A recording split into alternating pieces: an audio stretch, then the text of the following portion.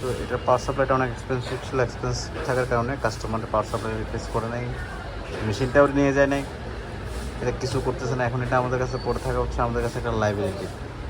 তো within this time আমি চিন্তা করলাম যে এই মেশিনটাতে একটা কাজ করি, এই মেশিনটা আপডেট করি, আপডেট করে আমরা নিজেরা ব্যবহার করি, কারণ যদি এটা ফেলে রাখলে এমনিতেও ডেড হয়ে যাবে। নিজেরা ব্যবহার করবো, মেশিনটা আপডেট করবো। কী কী আপডেট করবো?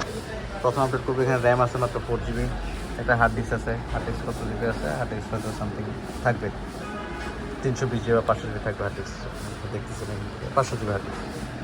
তারপর এখানে প্রসেসর আছে, প্রসেসরটা হচ্ছে যে এটা কোরাই 3 একটা প্রসেসর। প্রসেসরটার কোন জেনারেশন সেটা দেখতে হবে।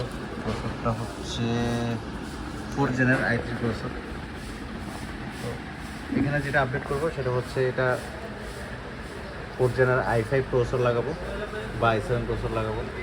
এখানে 512 GB SSD লাগাবো, সিডি-রম আছে, সিডি-রমের জায়গায় একটা 1000 GB হার্ড ডিস্ক লাগাবো। তারপর পাওয়ার সাপ্লাই যেটা আছে, পাওয়ার সাপ্লাই 300, অর্থাৎ এই পুরোটা। আর এখানে হচ্ছে র্যাম করবো 16, 15, 8, 16 GB।